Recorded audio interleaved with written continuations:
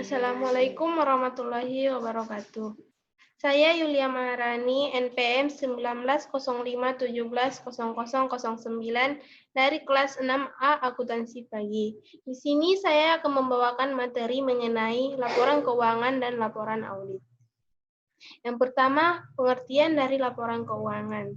Secara umum, laporan keuangan adalah laporan yang berisi pencatatan uang dan transaksi yang terjadi dalam bisnis, baik transaksi pembelian maupun penjualan dan transaksi lainnya yang memiliki nilai ekonomi dan moneter.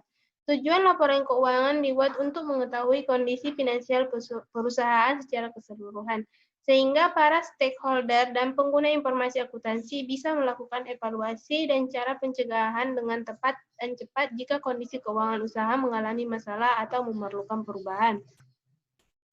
Nah, kemudian ada beberapa komponen laporan keuangan yang perlu kita ketahui. Yang pertama itu ada laporan laba rugi. Yang kedua, laporan perubahan modal. Yang ketiga, laporan posisi keuangan. Yang keempat, laporan arus kas. Yang kelima, catatan atas laporan keuangan. Kemudian fungsi dari laporan keuangan ada 3, yaitu 1 untuk mengetahui evaluasi kondisi perkembangan bisnis dan usaha. Yang kedua untuk menilai kondisi bisnis apakah sedang perlu modal tambahan. Yang ketiga sebagai laporan pertanggungjawaban kepada stakeholder. Nah, berikut ini adalah contoh dari laporan keuangan laba rugi. Nah, materi yang kedua yaitu laporan audit. Yang pertama, definisi dari laporan audit. Laporan audit adalah hasil akhir dari proses audit, yaitu laporan yang menyatakan pendapat auditor mengenai kelayakan laporan keuangan perusahaan yang sudah sesuai dengan prinsip-prinsip akuntan yang berlaku secara umum. Nah, standar pelaporan keuangan audit ada beberapa. Yang pertama, laporan audit harus membuat laporan keuangan yang sesuai dengan prinsip akuntansi yang berlaku secara umum. Yang kedua, laporan audit harus menunjukkan jika ada ketidakkonsistenan penerapan prinsip akuntansi dalam penyusunan laporan keuangan periode terkini dibanding dengan periode sebelumnya.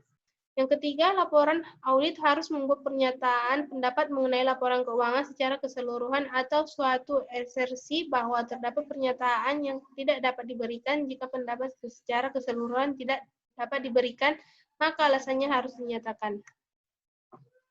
Untuk fungsi laporan keuangan yaitu menurut modul manajemen audit BPK RI antara lain yaitu 1. Mengkomunikasikan hasil audit kepada pejabat pemerintah yang berwenang berdasarkan peraturan undang-undang yang berlaku. Yang kedua, membuat hasil audit agar terhindar dari kesalahpahaman. Yang ketiga, membuat audit sebagai bahan perbaikan institusi terkait. Yang keempat, memudahkan tindak lanjut untuk menentukan jika ada tindakan perbaikan yang perlu dilakukan terhadap perusahaan. Mungkin cukup sekian materi yang dapat saya sampaikan. Saya ucapkan terima kasih.